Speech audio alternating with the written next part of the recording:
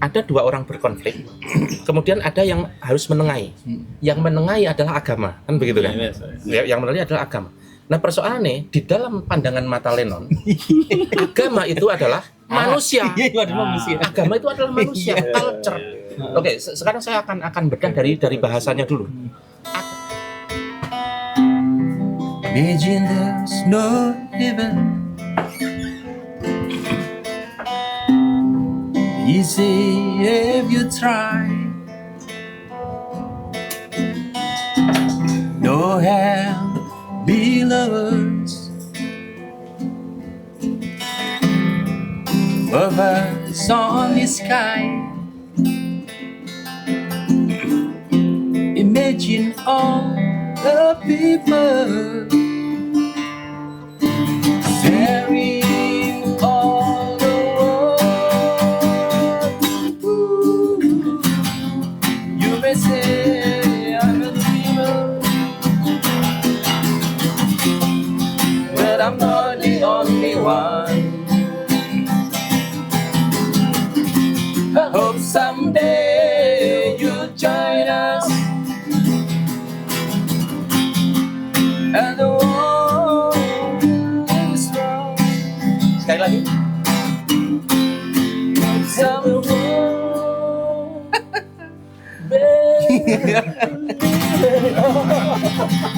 Itu Spanyol lagi. Asik. Kayak banteng nonton gak ya maksudnya?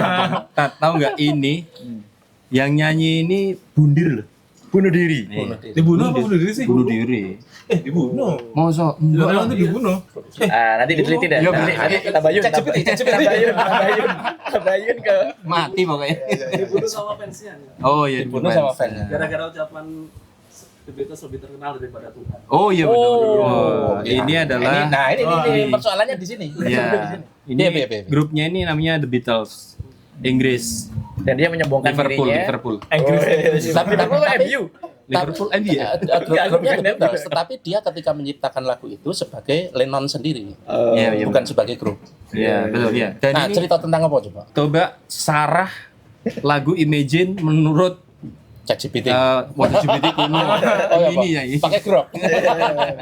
Oh, coba apa? Baik, ini gini dulu ya. Di notis dulu bahwa saya sendiri masuk awam dalam hal beginian.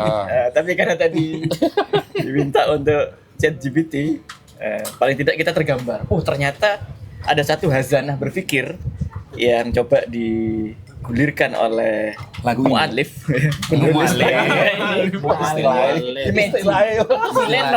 Si Lennon ini mengajak kita untuk bayangkan, Santri, ya, Berimajinasi. untuk mengimajinasikan, ya. Bayangkan sebuah dunia yang tanpa surga, tanpa neraka, Dan di atas Tanpa hanya agama. langit aja.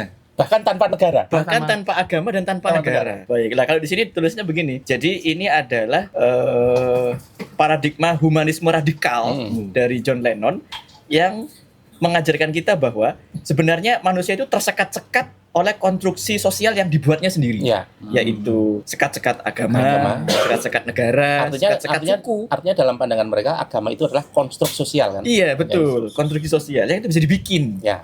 Ya, agama, negara, suku juga tribalisme dan sebagainya. Itu humanisme radikal. Ya. Jadi ini utopia Lennon untuk bayangkan Oke. sebuah dunia yang semacam Ya. itu. Tapi ki uang urip enggak sih? Yo, rep. Lah maksudnya Wis ra ono saiki. Ya, makanya disebut utopia. Ya. utopia. Monggo tanggapan jenengan. Nah, Kang Doni, Kang Doni. Oh, tadi boleh. Level dong. Yang lain dulu, aku masih menyimak dulu. Gini, aku nambahin sedikit fakta nih. Ada menarik juga ini dari Ya, oke. dari penjelasan ChatGPT sendiri. Begini ya, kita bukan berarti ngajinya rawahu ChatGPT, enggak, tapi ini membantu kita untuk Iya. memahami maklumat secara holistik. Iya, gitu. iya. Jadi ini hanya alat bantu. Iya. Itu hanya alat bantu, bukan sebagai sumber rujukan. Betul. Soalnya nang tebu ireng ra ono The Beatles. Honestly iya betul. Jadi secara ilmiah manusia itu berevolusi dalam kelompok kecil ya, suku, tribal. Otak kita secara alami terprogram untuk menjadi dua kelompok, yaitu minna, bagian dari kami in group. Oke. Kita internal nih, kita sesuku nih, kita senegara nih, kita sebangsa nih, kita seagama nih dan sebagainya. Oke. Dan out group, Oke. minhum. Ya. Minhum. wah kita beda agama nih, kita beda negara nih, kita Iya. beda kelompok nih dan sebagainya kayak begitu. Nah, dalam analisis ilmiah, agama, kewarganegaraan, suku itu merupakan konstruksi sosial yang sengaja dibikin. Ini menurut Lennon ya maksudnya ya, yang memperluas skala in group ini. Namun sisi negatifnya, hal ini menciptakan batas tegas untuk memicu konflik. Makanya ada perang suku, perang agama, perang negara, dan sebagainya. Aku kok jadi kelingan Tio ya. Lo kan? Iya. Nanti saya cuma baca guys ya. Yang lain-lain disensor. Sakgrup. Itu Mina kuwi mau. Karo Tio kan Mina. Makna lagu. Lennon mengajak manusia itu melompati bias evolusioner ini untuk mencapai universal in group. Ini yang disebut sebagai humanisme radikal. Gitu. Dia ingin mendobrak persen yang ada. Di mana seluruh umat manusia dianggap sebagai suatu kelompok yang sama. All the people sharing all the world. Sebagaimana dalam liriknya tadi ya. Nggak hafal ya masalah liriknya. Nah izin komentar dikit aja. Izin komentar dikit. Mungkin Lennon melihat realitas ya. Itu sebagai orang yang nggak tahu dia agamanya apa sih. Basically mungkin Nasrani. KTP. Nek dari lihat liriknya kemungkinannya dia agnostik. Maksudnya ketika dia nulis posisi dia agnostik. Iya. Dari narasi-narasi yang dia gulirkan dalam lirik ini gitu. Nah, sayang sekali orang-orang seperti Lennon, orang-orang seperti Marx yang dia punya kemanusiaan, jiwa-jiwa humanistik yang tinggi, dia peduli terhadap fenomena sosial. Sayang sekali dia itu nggak ngaji risalah Nabi Muhammad SAW. Saya bahkan menduga ini dugaan kan boleh aja ya, agak liar juga boleh. Seandainya orang kayak Marx atau Lennon ini ngaji kafah tentang ajaran Nabi Muhammad SAW, insya Allah sadar deh koyoke. Kan Marx itu kan sebenarnya jengkel dengan konstruksi sosial yang bikin kapitalisme, dia ingin mendobrak, dia muak dengan agamawan yang suka membajak kaum demi kepentingan kapitalisme dan elit penguasa dan sebagainya, sehingga dia mengatakan agama adalah candu. Nah, Lennon ini muak kayaknya. Lennon ini muak dengan retorika keagamaan. Ingat ya, sesuai dengan maklumat dia, bukan alal hakikoh, bukan realitas yang sebenarnya. Dalam pandangan mereka, dia muak dengan apa ini kok agama cuma gitu-gitu toh, anu konflik. Yang gereja ini dengan gereja itu konflik. Agama ini dengan agama itu konflik, negara ini dengan negara itu konflik, dengan nasionalismenya masing-masing, sekat-sekatnya masing-masing. Itu imajiner, menurut dia itu imajiner. Gimana kalau kita manusia sama aja, kita sharing dunia ini enak bareng-bareng, ngelola bareng-bareng dan sebagainya. Nah, sayangnya orang-orang semacam ini nggak ngaji risalah nubuah, risalah Islam dibawa oleh Nabi Muhammad SAW secara holistik. Kalau saya menduga orang-orang yang punya kepedulian semacam ini kalau ngaji itu kayaknya bakalan powerful banget tuh. Ini sekaligus tamparan nih buat orang-orang yang sudah ngaji. Kok ente nggak peduli dengan isu-isu ini itu? Ngalah-ngalahi karo wong iki. Saya tak nyambung ya. Kalau dalam pandangan saya begini, apa yang dilihat Lennon, apa yang dilihat Marx itu realita, fakta. Kita sendiri juga melihatnya. Walaupun mungkin boleh dikatakan kita melihat realita yang tidak dilihat Marx dan Lennon. Kan gitu kan. Tetapi yang dilihat Lennon faktanya ya itu fakta gitu. Sebagian dari realitas. Sebagian dari realitas. Karena yang namanya realitas itu kan luas sekali. Bahwa negara dijadikan alat untuk saling memusuhi, saling memusnahkan. Bahkan agama digunakan sebagai itu juga, kita juga melihat realita itu kan. Faktanya kan begitu. Nah, kemudian panjenengan tadi katakan, dia nggak lihat Islam kafah sih. Nah, persoalannya apa bedanya? Apa bedanya Islam dengan agama-agama yang lain? Tapi sebelum saya lempar ke jenengan, saya gini, ada yang menarik. Lennon itu pengen mengembalikan manusia kepada kondisi naturalnya. Kondisi naturalnya apa? Humanistik, radikal yang belas ora ono sekat-sekat kultural gitu. Sekarang persoalannya apa definisi natural, apa definisi kultural? Alal fitrah. Apa bedanya natural dan kultural? Natural dan cultural itu bedanya apa? Misalnya kita yang gampang gini. Kita habis membuka pulau baru. Belum pernah dijamah manusia. Kita mengatakan, wah pulaunya natural sekali, masih sangat alami. Berbeda dengan di Parangtritis yang sudah dikasih, sudah ada kehidupan di sana, udah ada kultur di sana. Bedanya apa? Natural karena cultural bedanya apa? Kalau natural alam. Natural alami. Cultural sudah diolah oleh manusia. Alami itu artinya oponganane settingane Tuhanan gitu kan. Nah, sesuatu disebut natural itu ketika belum disentuh oleh manusia. Ketika sudah disentuh manusia tidak lagi natural, tapi disebut cultural. Karya karsa. Nah, sekarang persoalannya, tantangannya adalah pengen menjadikan manusia ini natural, padahal manusia sendiri adalah subjek cultural. Yo piye gitu. Kan yo tekan loh. Itu kan antara barat dan timur yang ora nyambung, antara utara dan selatan yang tidak nyambung. Makanya disebut utopia. Lah iya. Nah, sekarang persoalan gini. Benarkah agama itu culture? Adakah agama yang natural? Nah, pertanyaan lebih apa ya? Ilmiahnya itu kan gitu ya. Saya sebelum saya lanjut lempar ke yang lain. Ini S2 Yaman yang harus jawab nih. S2 Yaman nih yang harus jawab. Yaman ini Yaman.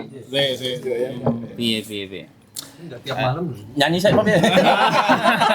Tapi ganas gak nih diskusi ini? Ya nggak apa-apa, saya sedikit berkomentar ya. Jadi kalau saya lihat penyanyi lagu ini kan dia alirannya lebih ke, antum tadi bilang agnostik. Ya. Tapi saya kok lebih ke ateis ya orangnya ya. Oke. Karena Ya, dia kan menolak tidak Tuhan bisa juga. Tuhan. Ya, menolak Tuhan. Sebenarnya tidak menolak surga. Tuhan dia. Dia menolak Percaya Tuhan, menolak agama. Oh, Percaya pencipta, the creator. Tapi ya tidak secara spesifik dia mengatakan itu sih. Tidak begitu spesifik. ya. Jadi nggak salah juga. Apapun itu. Tapi intinya dia menolak eksistensi agama gitu Eksistensi kan. agama, iya. Kemudian dia menawarkan humanistik radikal. Ya, betul. Jadi kembali kepada manusia secara nature tadi, secara apa? Secara natural. Tapi sebenarnya konsep ini juga problematik. Betul. Kenapa? Karena ketika akan dikembalikan kepada manusia secara nature, secara natural, itu apa bedanya dengan binatang? Betul. Jadi yang membedakan antara manusia dengan binatang adalah manusia itu punya peradaban. Justru culturalnya itu. Ya, kan Manusia tadi itu punya peradaban. Nah, wujud dari peradaban manusia itu ada culture, Ya, benar. ada agama, Benar. kemudian ada negara, ada politik, Betul. ada ekonomi. Nah, peradaban ini lahir dari apa? Lahir karena manusia itu punya akal. Betul. Nah, akal inilah yang kemudian manusia melakukan suatu imajinasi sehingga melahirkan suatu peradaban. Ya. Jadi sangat mustahil sebenarnya ingin kembali kepada humanistik radikal Ya, dalam benar. pengertian kembali kepada manusia secara nature. Kenapa? Karena ya kita berbeda dengan apa namanya dengan binatang. Betul. Jadi dia membayangkan satu kondisi kehidupan manusia layaknya binatang yang tidak punya negara, yang tidak punya culture, budaya, agama dan lain sebagainya. Saya Dan kira itu sangat problematik menurut saya. Gitu. Utopis sekali. Ya. Kemudian yang kedua, Oke. memang dia menulis lirik lagu ini karena memang melihat realitas sosial kita, Betul. realitas sosial yang penuh dengan konflik. Itu zaman perang Vietnam. Nah, penuh dengan konflik. Yang konflik itu ketika dia kaji ya memang konflik antar negara, konflik antar agama, kemudian konflik antar suku dan lain sebagainya. Sehingga dia menarik satu kesimpulan bahwa ya akhirnya dia menarik satu kesimpulan negara itu harus ditiadakan harusnya gitu kan. Kemudian segala konstruksi sosial itu harus ditiadakan seperti itu. Nah, saya kira ini problematik juga. Kenapa? Di samping tadi secara fundamental tadi manusia mau tidak mau dia adalah makhluk yang berperadaban, itu satu. Kemudian yang kedua, memang betul faktanya ada pihak yang menjadikan negara itu sebagai alat untuk melakukan untuk menindas. Itu tidak bisa kita pungkiri. Karena kenapa? Karena juga, ya. bernegara secara motif itu kan dua, ada political justice, kemudian ada political interest kan begitu. Jadi ada negara yang dijadikan motif oleh pihak untuk mengambil keuntungan, lalu mengorbankan pihak yang lain. Jadi kita sebut dengan political interest. Tapi kan ada juga negara yang dibentuk dalam tujuan untuk mendistribusi keadilan, political justice tadi seperti itu. Jadi sebenarnya yang salah bukan negaranya, yang salah itu adalah mereka sebagai existing power. Nah, mereka menggunakan dalam rangka apa? Negara dalam rangka apa? Iya, dalam rangka apa? Sama juga dengan agama kan? Yes. Agama juga sama. Tergantung. Ini mereka yang punya posisi strategis dalam agama itu menggunakan agama dalam rangka apa. Betul. Dan saya kira di dalam Quran sendiri itu banyak ada isyarat seperti itu. Misalnya di dalam Quran menyebutkan bahwa ada sebagian pemuka agama yang menjadikan ayat-ayat Allah itu untuk mengambil keuntungan. Betul. Yashtaruna bi Betul. ayatillahi tsamanan qalila. Mereka menjual ayat dengan motif apa? Dengan motif duniawi. Iya. Ya, dengan motif duniawi. Interest tadi. Iya betul, interest. Jadi bukan agamanya di sini, tapi pihak yang punya Orang yang usernya. Iya, usernya, tapi bukan user juga, tapi memang ada kelompok elit dalam satu agama atau yang punya existing power dalam agama itu yang dia punya niat yang tidak bagus. Ya, lebih tepatnya menunggangi. Menunggangi agama untuk kepentingan duniawi. Dan itu juga terjadi untuk untuk semua aspek yang kita sebut tadi, konstruksi sosial, mau itu negara, mau itu agama, mau itu dan lain sebagainya. Oke. Nah, jadi menurut saya bukan soal agamanya, Atau bukan negara. soal agama, bukan soal negara, agama. Tapi dari mana kemana manusia menunggangi agama Iya, dan negara tadi? betul. Karena itu tidak bisa kita hilangkan, karena justru murninya manusia itu harus berperadaban. Ya. Itulah yang membedakannya dari binatang. Pertanyaan selanjutnya adalah, adakah negara dan agama Yang natural. itu pertanyaan dasarnya, yang natural tadi. Yang berikutnya adalah, adakah agama dan negara yang tidak ditunggangi? Maksudnya setidaknya dalam sejarah, adakah? Nah, gitu kan. Kan realitanya kan Kalau gitu. itu yang janggutnya paling tebal yang bisa jawab tuh. Saya mau memotretnya yang sekarang ya. Sebenarnya John Lennon sekarang itu mungkin juga bertebaran. Oh iya, jelas. Orang-orang yang kecewa dengan negara, orang-orang yang kecewa dengan soal agama kecewa itu. yo, kita yo kecewa. Betul. Jadi kita John Lennon berikutnya. Yo, ning yo orang amat kok. Saya melihat begini, jadi fenomena hari ini banyak orang yang bahkan mengatakan begini, humanity above religion. Betul. Itu menurut saya salah satunya karena orang melihat perilaku orang-orang beragama itu berantakan, sehingga Kayak betul, tadi. sehingga mereka tidak lagi melihat agamanya, tetapi perilakunya. Dan bagi mereka, yo itulah pengejawantahan agama. Akhirnya mereka agamanya podo wae. Akhirnya timbullah kemudian humanity above religion. Ya. Padahal kalau kita lihat memang contohnya kasus Palestina, itu kenapa yang bergerak justru bukan orang Muslim, Ya, betul. justru malah orang-orang yang tergerak oleh humanity. Akhirnya itu seolah-olah menguatkan bahwa iya sih humanity itu above religion gitu loh. Gitu. Nah, padahal kalau kita lihat ada juga orang-orang yang bergerak karena agama itu ada gitu loh. Betul. Bukan karena humanity tapi karena agama gitu loh.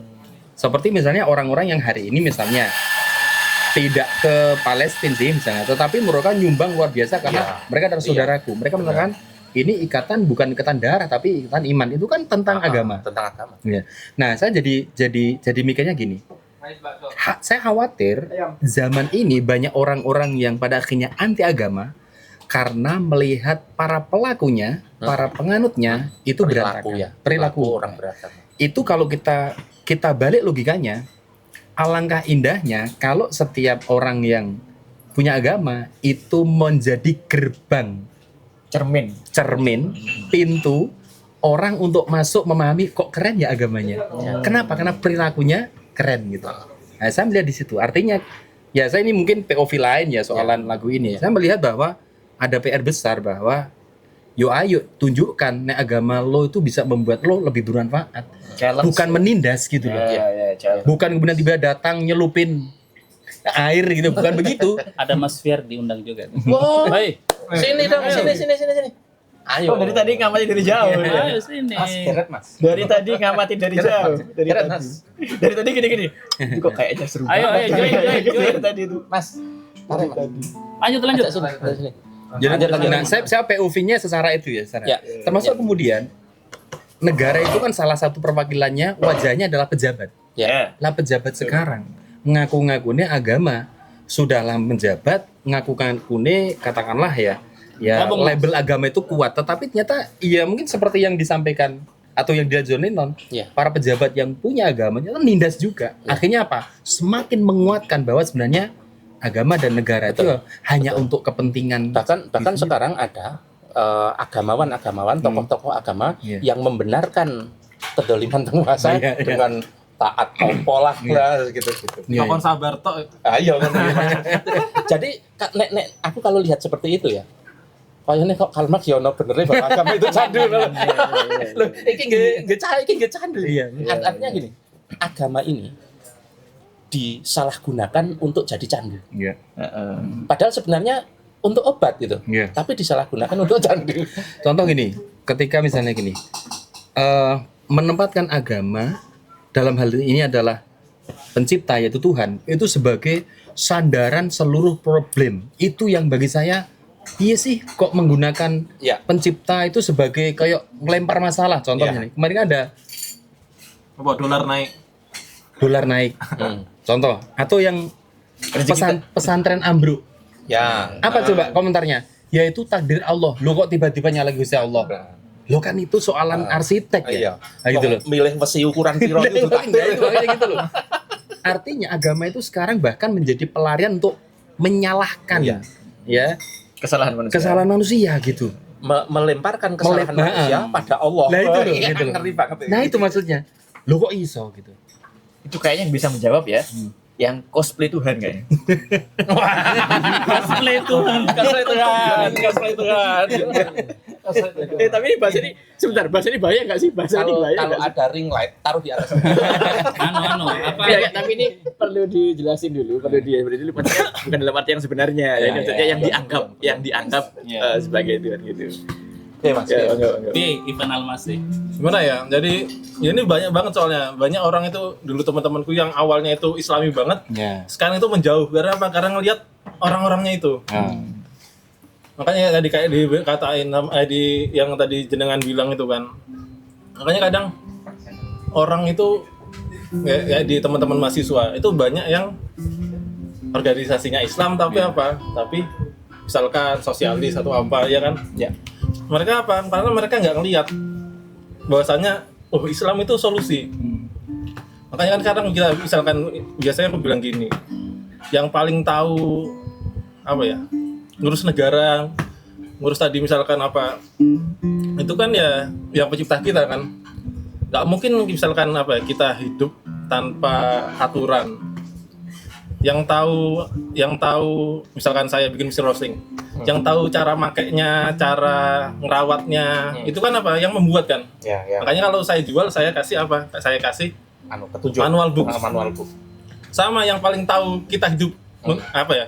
Cara kita hidup biar benar itu gimana kan ya yang nyiptain kita kan. Cuma kan sekarang tuh banyak orang sombong. Ngakunya Allah itu Al-Malik, cuman nggak mau tunduk sama aturannya Allah, ya tuh. Kan lucu. Persoalannya mereka menganggap aturan yang diklaim sebagai aturan Allah itu hanya klaim manusia. Itu nek saya coba memahami mereka, bukan mereka tidak mau diatur Tuhan, tetapi dalam pandangan mereka, aku ini kan misalnya nek Islam gawe-gaweane ulama gitu kan. Gawe-gaweane apa imam mazhab katakanlah. Mungkin begitu dalam pandangan mereka. Antum illa basyarun misluna. Inti itu siapa? Menungso, padha menungso. Iya. Kok sok ngomong-ngomong apa representasi Tuhan dan sebagainya. Kayak begitu. Enggak, saya bukan dalam jangka, bukannya jawab, tapi justru malah bertanya lagi nih, artinya memperkuat pertanyaannya. Aduh, tadi ini menarik nih. Kenapa kok lagu ini jadi kayak booming dan apa istilahnya? Mengobati kegelisahan. Ya, booming zaman biyen saya ora. Iya, Itu kan zaman perang Vietnam itu kan. Iya, booming zaman itu. Dan seakan-akan menjadi candu bagi orang-orang. Kayak iya. Karena ada dua POV-nya nih. Yang pertama dari neurological priming. Secara kognitif, otak manusia itu tidak bisa membedakan secara instan antara simulasi mental yang kuat dengan realitas dalam hal aktivasi emosi. Jadi ketika kita dipaksa membayangkan sesuatu yang damai, yang menyenangkan, otak kita itu melepaskan semacam neurotransmitter yang menurunkan hormon stres. Jadi dengan retorika-retorika seperti itu, wah alangkah indah. Oh iyo. Kayak gitu-gitulah kayak something like that. Gitu. Jadi itu yang pertama. Yang kedua ditambah mirror neurons, musik yang tenang. Ini antum nih pakarnya sebenarnya, cara baca sebentar. Dikombinasikan dengan lirik yang mengajak visualisasi positif, itu mengaktifkan mirror neurons di otak, membuat pendengar itu merasakan distensi. penurunan ketegangan dan meningkatkan perasaan prososial. Jadi kayaknya ini solusi deh dan sebagainya. Kayaknya wis mendingan John Lennon dibandingkan kuwi-kuwi sing karo sing agamawan ngono dan sebagainya. Emang geser patron. Iya. Ya satu sisi tidak bisa memberikan kudua, tidak menjadi mirror yang jernih bagi agamanya. Sementara yang satu sisi dengan neurological priming, dengan mirror neuron dan sebagainya seakan-akan hadir untuk menyejukkan hati manusia dan sebagainya gitu. Ya maka wajar kalau lagu itu sering dikatakan ya Sihir. ya bisa sihir, bisa ya propaganda. Ya, memang Iya. Karena Ini kan lagu ya. ini kan lagu yang sangat enggak Iya, iya, Nah, iya. saya dorong sedikit ini, justru untuk sedikit berkomentar ya. Iya. Ini berkaitan dengan manusia dan agama. Apakah manusia itu menjadi kacau karena agama? Atau justru manusia akan menjadi disiplin, menjadi tertib, menjadi baik, damai dengan agama? Saya kira ini perdebatan yang cukup menarik. Nah, saya mungkin mencoba melihat itu dalam perspektif Qur'ani ya, dalam perspektif Islam gitu ya. Jadi kalau di dalam perspektif Qur'ani, justru manusia tanpa kontrol agama, maka manusia itu akan menjadi kacau. Kenapa? Karena menjadi sifat dasar manusia itu adalah konflik. Saya kira di dalam awal penciptaan manusia, Allah juga sudah memberikan informasi itu. Di mana di dalam Al-Qur'an Allah Subhanahu wa taala berfirman, wa idz qala rabbuka lil malaikati inni ja'ilun fil ardi khalifah.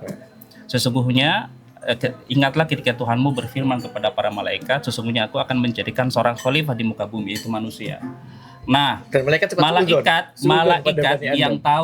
yang tahu bagaimana sifat dasar manusia itu kemudian menimpali ataja'alu fiha ma yufsidu fiha wa yasfikud dima. Apakah engkau ya Allah akan menjadikan di muka bumi seseorang yang punya sifat menumpahkan ya, yufsid, merusak dan yasfikud dima dan menumpahkan darah. Itu kan satu gambaran tentang bahwa sifat dasar manusia itu adalah berkonflik antara satu dan yang lainnya, begitu kan. Jadi jangan salahkan agamanya. Justru ketika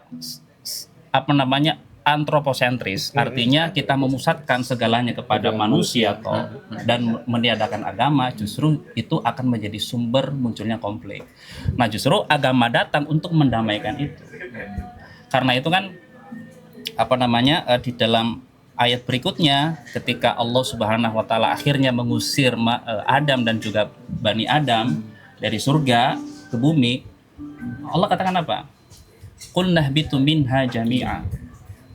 Turunlah kalian semua. Nah, kemudian Allah mengatakan ayat selanjutnya? Qul nahbitu minha jami'a fa imma ya'tiyannakum minni hudan faman tabi'a hudaya fala khaufun 'alaihim wa lahum yahzanun. Kemudian jika datang petunjukku kepada kalian dan barang siapa yang mengikuti atau memfollow petunjuk itu, maka tidak ada rasa takut kepada mereka dan tidak pula mereka bersedih hati.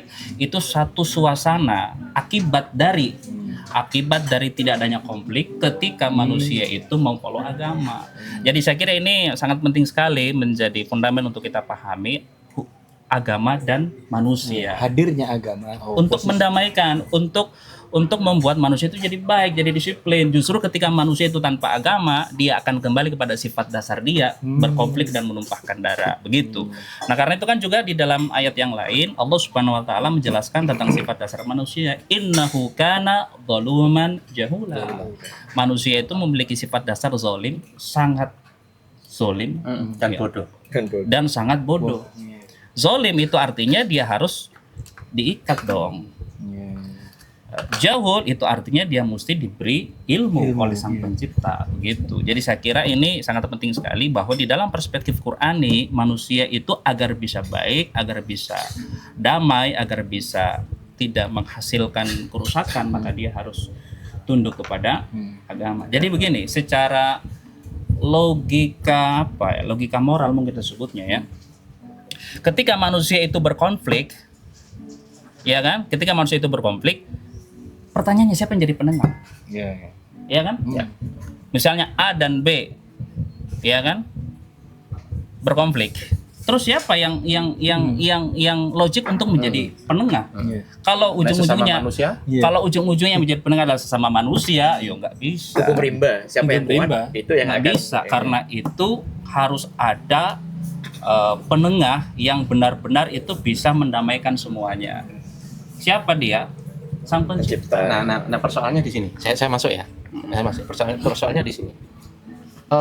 Ada dua orang berkonflik, kemudian ada yang harus menengahi. Yang menengahi adalah agama, kan begitu kan? Yang menengahi adalah agama.